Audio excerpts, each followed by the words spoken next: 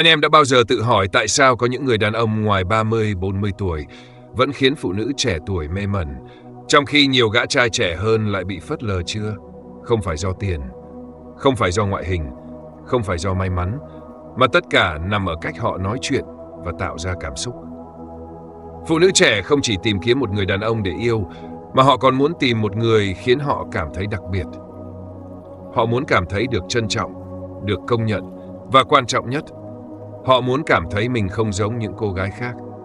Và đây chính là vũ khí bí mật của đàn ông lớn tuổi. Không cần đẹp trai, không cần giàu có, chỉ cần bạn biết nói đúng câu vào đúng thời điểm, bạn sẽ khiến cô ấy phải nghĩ về bạn cả ngày, dù cô ấy không bao giờ thừa nhận. Trong video này, tôi sẽ chia sẻ với anh em 6 câu nói có sức mạnh khủng khiếp khiến một cô gái trẻ bị cuốn vào câu chuyện của bạn. Cảm thấy bạn khác biệt so với đám đông và thậm chí muốn ở bên bạn nhiều hơn mà chính cô ấy cũng không hiểu vì sao. Nếu anh em từng cảm thấy mất phương hướng khi nói chuyện với phụ nữ trẻ, hoặc chưa bao giờ thấy mình thực sự tạo được sức hút, thì đừng bỏ lỡ bất kỳ câu nào trong danh sách này. Vì chỉ cần nói đúng một câu, anh em có thể thay đổi hoàn toàn cách một cô gái trẻ nhìn nhận về mình. Sẵn sàng chưa? Bắt đầu thôi.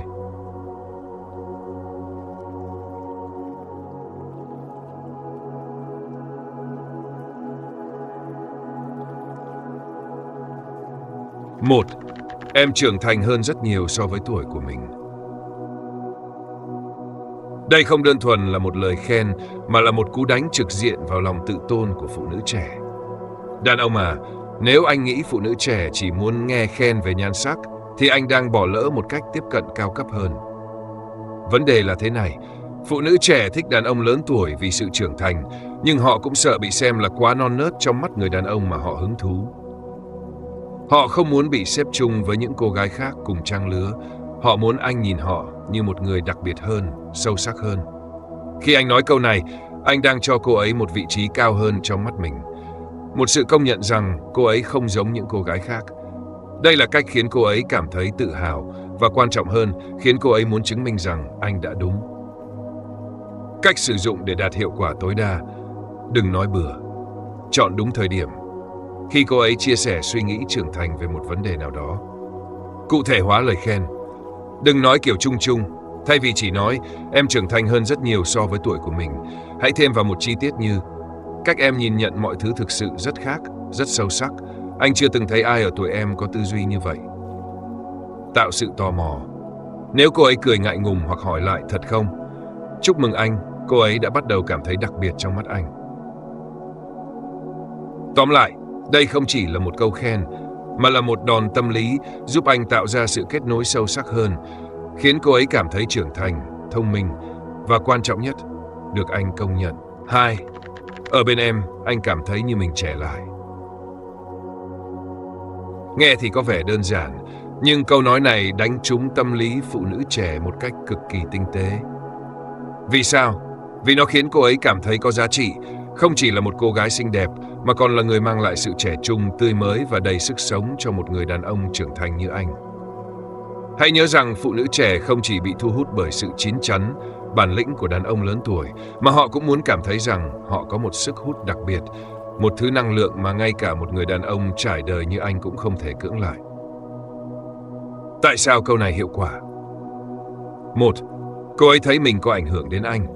Phụ nữ thích cảm giác mang lại điều gì đó đặc biệt cho người đàn ông bên cạnh họ. 2. Không tạo áp lực. Câu này không quá xến xúa hay tán tỉnh quá lộ liễu, nhưng vừa đủ để khiến cô ấy rung động. 3. Gợi mở sự kết nối. Khi anh nói câu này, cô ấy sẽ muốn dành thời gian bên anh nhiều hơn, vì cô ấy biết sự hiện diện của mình có ý nghĩa với anh. Cách sử dụng để đạt hiệu quả cao nhất. Đừng nói khi chưa có cảm xúc. Hãy để nó tự nhiên khi hai người đang vui vẻ bên nhau. Ví dụ, trong một buổi hẹn đầy tiếng cười, anh có thể nhẹ nhàng nói: thật đấy, ở bên em, anh quên mất mình đã bao nhiêu tuổi rồi. Kèm theo hành động. Một cái nhìn ấm áp, một nụ cười nhẹ, hoặc thậm chí là một cái chạm tay nhẹ khi nói, sẽ giúp câu nói này có sức nặng hơn rất nhiều. Cá nhân hóa câu nói. Đừng chỉ nói suông, hãy chỉ ra cô ấy làm gì khiến anh cảm thấy như vậy. Ví dụ, anh chưa bao giờ nghĩ mình sẽ đứng đây chơi đùa như một thằng nhóc nữa, nhưng nhờ em, anh cảm thấy mình có thể làm bất cứ điều gì. Tóm lại, Đây là một câu dễ nói nhưng tác động mạnh mẽ. Nó không chỉ là một lời khen mà là một cách khiến cô ấy muốn ở bên anh lâu hơn, vì cô ấy cảm thấy mình mang lại giá trị thực sự cho anh. Và phụ nữ, đặc biệt là những cô gái trẻ, luôn muốn ở bên một người đàn ông trân trọng giá trị của họ. 3. Anh thích sự chân thật của em. Điều đó hiếm có lắm. Trong thời đại mà ai cũng có thể tô màu bản thân trên mạng xã hội, một người phụ nữ dám sống thật, dám thể hiện đúng con người mình là điều hiếm hoi và đáng quý. Khi anh nói câu này, anh không chỉ khen cô ấy, mà còn khiến cô ấy cảm thấy được trân trọng theo cách mà rất ít người nhận ra. Tại sao câu này hiệu quả? 1. Đánh đúng tâm lý phụ nữ trẻ. Nhiều cô gái trẻ, đặc biệt là những người quen sống trong thế giới của filter, highlight trên Instagram hay những lời tâng bốc giả tạo, rất sợ bị đánh giá sai về con người thật của mình. Khi anh khen cô ấy chân thật, anh giúp cô ấy cảm thấy an toàn khi ở bên anh. 2. Khiến cô ấy cảm thấy khác biệt. Hầu hết đàn ông chỉ khen phụ nữ xinh đẹp, dễ thương, quyến rũ, nhưng một câu khen về tính cách sẽ tạo ấn tượng sâu sắc hơn nhiều. Cô ấy sẽ nghĩ, ồ, anh ấy thực sự nhìn thấy con người bên trong của mình, không chỉ là vẻ ngoài. 3. Tạo cảm giác tin tưởng. Một cô gái sẽ dễ mở lòng hơn khi biết rằng có một người thực sự trân trọng con người thật của cô ấy, chứ không phải vì những thứ hào nhoáng bên ngoài. Cách sử dụng để đạt hiệu quả cao nhất. Nói trong khoảnh khắc phù hợp. Đừng nói khi cô ấy vừa làm một điều bình thường như gọi đồ uống hay cười đùa. Hãy nói khi cô ấy bộc lộ điều gì đó sâu sắc, chẳng hạn như chia sẻ quan điểm cá nhân, nói về những khó khăn mà cô ấy trải qua, hoặc khi cô ấy thẳng thắn nói lên suy nghĩ của mình. Thêm chút cụ thể để lời khen có chiều sâu hơn. Ví dụ, anh thích sự chân thật của em. Em không cố tỏ ra khác biệt hay làm hài lòng người khác. Điều đó hiếm có lắm.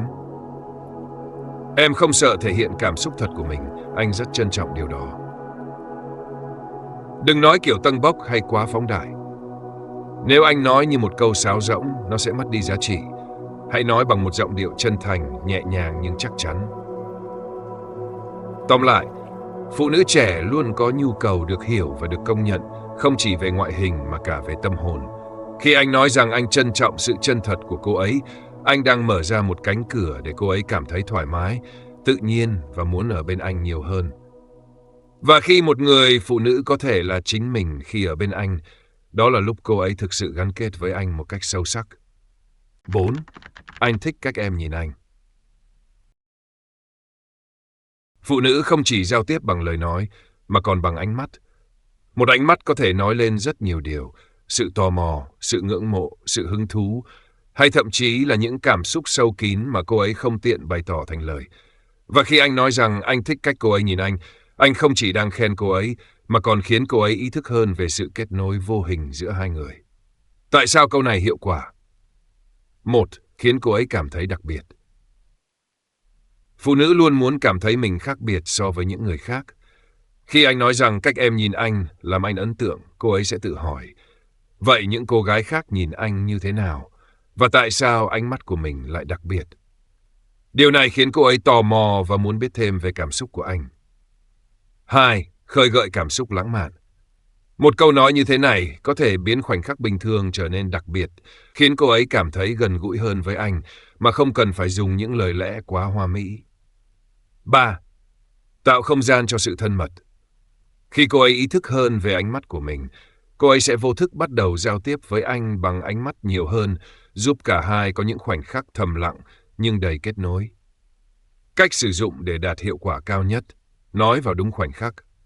Đừng nói bâng quơ, hãy chờ khi hai người đang có một khoảnh khắc gần gũi. Có thể là lúc cô ấy đang nhìn anh chăm chú khi anh nói, hay khi hai ánh mắt chạm nhau trong một khoảnh khắc yên lặng. Kết hợp với giao tiếp bằng mắt. Khi nói câu này, hãy nhìn vào mắt cô ấy, giữ ánh nhìn lâu hơn bình thường một chút để tạo sự kết nối mạnh mẽ hơn. Thêm chút chi tiết để tạo ấn tượng sâu sắc. Ví dụ, anh thích cách em nhìn anh như thể anh là người thú vị nhất trong căn phòng này. Ánh mắt của em có gì đó rất đặc biệt, nó khiến anh không muốn rời đi. Tóm lại, câu nói này không chỉ là một lời khen, mà nó còn là một cách khơi gợi sự gần gũi giữa hai người. Khi một người phụ nữ nhận ra rằng ánh mắt của cô ấy có ảnh hưởng đến anh, cô ấy sẽ vô thức dùng nó nhiều hơn để giao tiếp với anh, và đó chính là bước đầu để tạo nên một sự hấp dẫn khó cưỡng. 5. Em khiến anh nhận ra rằng cuộc sống thú vị hơn anh tưởng. Đàn ông trưởng thành thường đã trải qua đủ nhiều chuyện đời, đủ va vấp để nhìn cuộc sống bằng con mắt thực tế, thậm chí đôi khi có phần cứng nhắc. Họ quen với công việc, trách nhiệm, những kế hoạch dài hạn và dần quên mất cách tận hưởng những khoảnh khắc nhỏ bé nhưng đầy ý nghĩa. Và rồi, một cô gái trẻ bước vào cuộc đời họ như một làn gió mới, mang theo sự tươi mới, nhiệt huyết và những góc nhìn khác biệt. Khi anh nói với cô ấy rằng cô ấy khiến cuộc sống của anh thú vị hơn, đó không chỉ là một lời khen, mà còn là một sự khẳng định về giá trị của cô ấy. Nó khiến cô ấy cảm thấy mình đặc biệt, có sức ảnh hưởng và là nguồn cảm hứng trong cuộc sống của anh. Tại sao câu này hiệu quả? Một khiến cô ấy cảm thấy mình quan trọng. Phụ nữ, đặc biệt là những cô gái trẻ yêu đàn ông trưởng thành, thường muốn cảm thấy rằng sự hiện diện của họ có thể làm thay đổi điều gì đó trong cuộc sống của anh. Khi anh nói câu này, cô ấy sẽ có cảm giác rằng cô ấy mang đến điều gì đó mới mẻ và đáng giá, chứ không chỉ đơn thuần là một người bước qua cuộc đời anh. 2. Tạo ra sự gắn kết cảm xúc. Khi anh thừa nhận rằng cô ấy giúp anh nhìn nhận cuộc sống theo cách thú vị hơn, anh đang mở lòng với cô ấy. Điều này tạo nên sự gần gũi và kết nối mạnh mẽ. 3. Khơi gợi sự tò mò và mong muốn ở bên anh lâu hơn. Một khi cô ấy nhận ra cô ấy có thể khiến anh hạnh phúc hơn, cô ấy sẽ muốn làm điều đó thường xuyên hơn, và điều này vô tình khiến cô ấy ngày càng gắn bó với anh. Cách sử dụng để đạt hiệu quả cao nhất. Nói vào khoảnh khắc vẽ, khi cả hai đang cười, đang trải nghiệm một điều gì đó mới mẻ cùng nhau, có thể là một buổi đi dạo, một chuyến đi ngẫu hứng, hay thậm chí chỉ là một cuộc trò chuyện thú vị. Dùng giọng điệu chân thành. Đừng chỉ nói như một câu bông đùa, hãy để cô ấy cảm nhận rằng anh thực sự trân trọng những khoảnh khắc đó. Thêm chút chi tiết cá nhân. Ví dụ, anh đã quên mất cảm giác đi xem phim muộn, không cần quan tâm ngày mai có họp lúc 8 giờ sáng, cho đến khi em kéo anh đi. Anh chưa bao giờ nghĩ rằng đi lang thang không mục đích vào giữa đêm lại vui đến thế, cho đến khi có em bên cạnh. Tóm lại, câu nói này không chỉ giúp cô ấy cảm thấy được trân trọng, mà còn giúp anh tạo ra một hình ảnh đàn ông biết tận hưởng cuộc sống, cởi mở với những điều mới mẻ. Và tin tôi đi, phụ nữ mê mẩn những người đàn ông như thế. 6. Anh không nên nghĩ về em quá nhiều, nhưng em khiến điều đó trở nên bất khả thi. Anh em nào đã từng trải qua cảm giác này? Ban đầu chỉ là vài khoảnh khắc thoáng qua, nhưng rồi cô ấy dần chiếm lấy suy nghĩ của anh. Và điều quan trọng hơn, anh không thể ngừng nghĩ về cô ấy. Đây là một câu nói tinh tế, khơi gợi sự tò mò và khiến phụ nữ cảm thấy đặc biệt. Họ luôn muốn biết rằng mình có sức ảnh hưởng đến cảm xúc của một người đàn ông, rằng sự hiện diện của họ không hề bình thường như bao người khác. Tại sao câu này hiệu quả? Thể hiện sự kìm nén và bí ẩn. Phụ nữ thích cảm giác có thể tác động đến tâm trí đàn ông mà không cần làm gì quá nhiều. Khi nghe câu này, cô ấy sẽ tự hỏi, vậy là anh đã nghĩ về mình rồi. Mình có gì đặc biệt mà khiến anh ấy bận tâm đến vậy? Ngay khi cô ấy bắt đầu thắc mắc, anh đã bước vào suy nghĩ của cô ấy, khiến cô ấy cảm thấy có quyền lực. Phụ nữ thích cảm giác họ có thể khiến đàn ông nhớ đến mình. Câu nói này giúp cô ấy nhận ra tầm ảnh hưởng của mình đối với anh, từ đó khơi gợi sự thích thú và muốn khám phá thêm. Tạo ra thử thách thú vị, phụ nữ bị thu hút bởi những người đàn ông không dễ đoán. Câu nói này khiến cô ấy băn khoăn. Anh ấy thật lòng hay đang đùa? Mình có nên làm gì đó để khiến anh ấy nghĩ về mình nhiều hơn không? Và chính điều đó sẽ khiến cô ấy bắt đầu nhớ về anh nhiều hơn một cách tự nhiên. Cách sử dụng câu này để đạt hiệu quả cao nhất. Chọn đúng khoảnh khắc. Khi cô ấy vừa làm điều gì đó thu hút anh, như cười duyên dáng, thể hiện sự tự tin, hoặc khi cả hai đang trò chuyện vui vẻ.